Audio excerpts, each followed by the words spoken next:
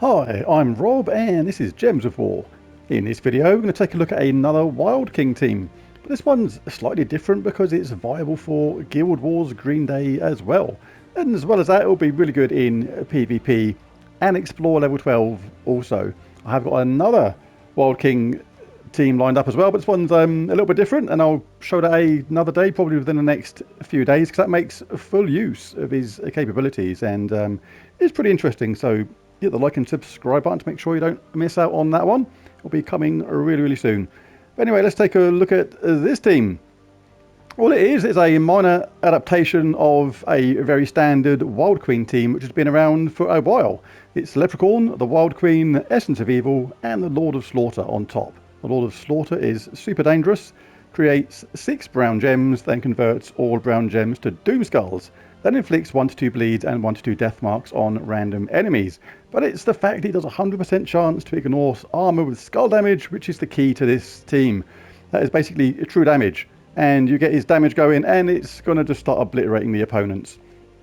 The Essence of Evil is here because we can shut down an enemy with that absolutely straight away. And if we're in Elementalist class, we're going to stun, freeze, burn and entangle a random enemy every time we get a 4 match, which is really handy. The Wild Queen we're going to ignore for the minute because she's going to be swapped for the Wild King. And Leprechaun, of course, gives us that lovely fast start with mana. So with the Wild King in here instead of the Wild Queen, it's the same kind of team basically, but we're going to try and take advantage of the Lord of Slaughter. If it's good for him to cast, we'll cast him first, like if there's more brown on the board. And if there's just more yellow and a good mix of skulls, then we'll cast the Wild King instead. But the Lord of Slaughter is still going to be getting that awesome damage via the third trait with a 100% chance to ignore skull damage. So the banner for this is going to be Maze Banner, the +2 green, +2 red, -1 purple. Not too bothered about Leprechaun's spell, so don't care about the purple. But that +2 green and +2 red is super handy for the Lord of Slaughter. Right, so let's jump into a couple of PvP and then explore 12s. That's, was that the third one? Yeah, it was. We've got the Doomed Axe, Wild Queen, Mirage Queen, and a Leprechaun. So, Wild Queen against the Wild King. They had a tiff.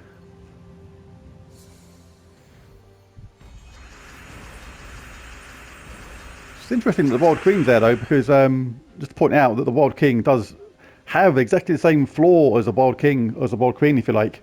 And that is if they're in a bad mood and their spell goes wrong, as in it casts and it doesn't align, you can massively set up the opponent in a huge way for massive retaliation on skulls, and it can go against you in a massive way and end up basically killing yourself sometimes. So it is risk versus reward in that regard. But the cool thing about having the Lord of Slaughter here is the Doom Skulls do extra damage.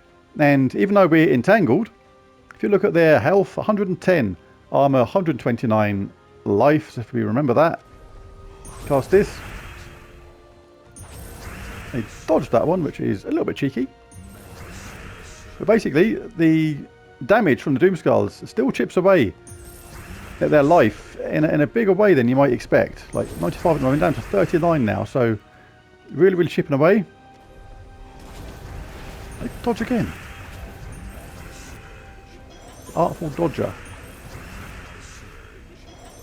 It's an entangle fest. Everyone's casting loads of skulls and doing hardly any damage. So let's shot a couple of them up. Let's shot up the Wild Queen. Come on, Slaughter, shake it off, goddammit. There we go. There's one down, and he's recovered. Now we can cast our Wild King and start blitzing through the opponents. Hunter's marked and dead. So obviously that was a very restrictive start, being entangled from the beginning, but we still got through that fight relatively straightforward. And if it wasn't for the entangle, that would have been literally 10 times faster. Another Wild Queen. Let's go again then. They've obviously got the ump and they're throwing dishes at each other and broomsticks and whatever else people throw at each other when they're in a rage. Me and my girlfriend don't really argue, so that is a really cool thing. Been together 21 years. 21 years, I tell you. And seriously, we've had about 5 arguments ever. Either that is a measure of how cool I am, or how cool she is. I don't know. It's probably a bit of both. Right. Ooh, what could do with dropping that skull down to there, really. I can't resist this blue and green. Now the Lord of Slaughter's ready to go. Took a bit of a bash there. Oh, that is still not too bad. There was a lot of brown there now. There's not quite as many, but still could be a favourable cast. And indeed was. And bish bash bosh. See you later, mate.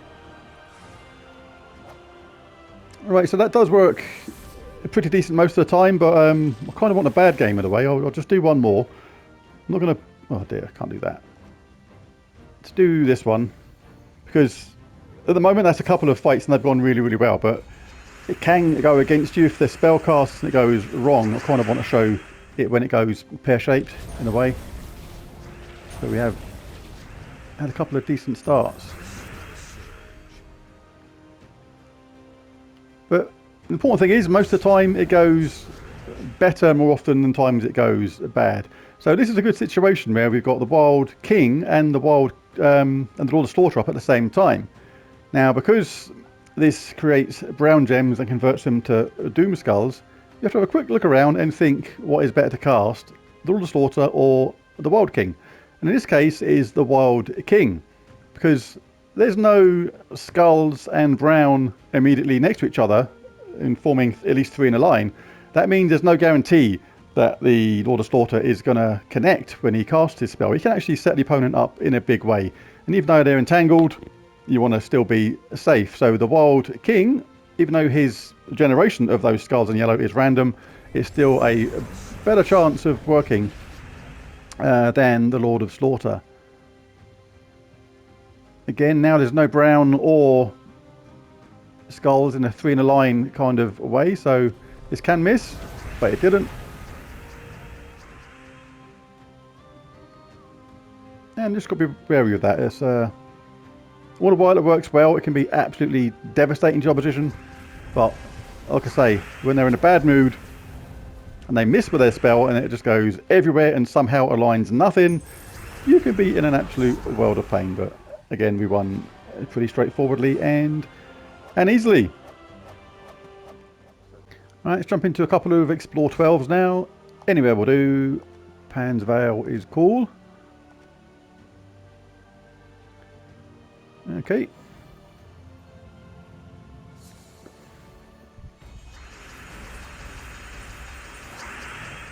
Not a perfect mix of greens spattered around, but we'll still cast our Leprechaun because you can get some nice cascades afterwards and sometimes get far more mana than what you initially envisaged. Right, so this is a pretty good cast for Lord of Slaughter because obviously we've got these brown here. It's not perfect, there's more yellow there, but this can generate mana for the team as well because of the explosions that the Doom Skulls cause. And this Hunter's Marked as well.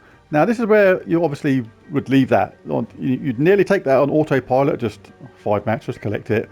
But there's benefits in Archer class because you're going to get Hunter's Marked. But we've already got the Hunter's Mark on the first 2 enemies, so there's no need to take that. It's much more benefit to leave it there, and then we can cast our Wild King. We'll take this skull here to get the 4-match yellow there. Don't trust what the AI tells you. It's lies most of the time. It's trying to set itself up, I swear. Well, that's how I see it anyway. It's my conspiracy theory. And probably a lot of other people's as well.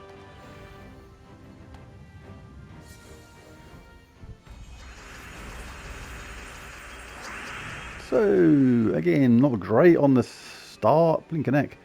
Not much yellow there. All green, but we'll cast green anyway because we can get some lucky drops afterwards. Oh, they got a double Skull Bash out of that. That one very nice.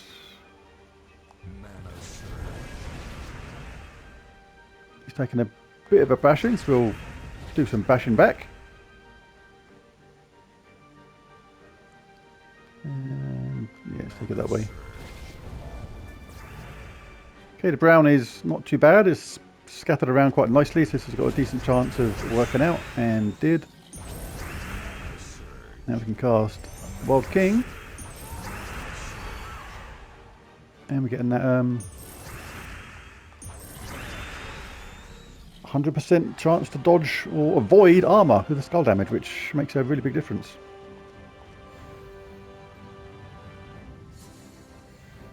So yeah, really good troop, the Wild King. Got a, as I said earlier, got another team coming which uses his stats in a different way.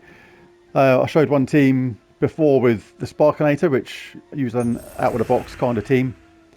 And we've got a similar sort of one lined up for the Wild King, so be sure to hit that like and subscribe button to make sure you don't miss out on that. Because you don't want to be missing out on stuff, do you? No. Alright, this is excellent now for the Wild King. If this misses, I'll eat my hat, and if I can't find my hat, I'll go and buy one. That's pretty good. Now the Wild King. Yeah, so it's not super duper mega fast all the time, but again, this is showing a team that is actually good for Explore 12 and PvP and Guild Wars Green Day as well. So there it is. There's the team. It's pretty good. Like I say, I've got another Wild King team coming, which takes full advantage of that, giving allies all that attack, and that is quite an interesting team. So be sure to pop back for that one. There it is. Thanks for watching. Catch you again next time. Bye for now.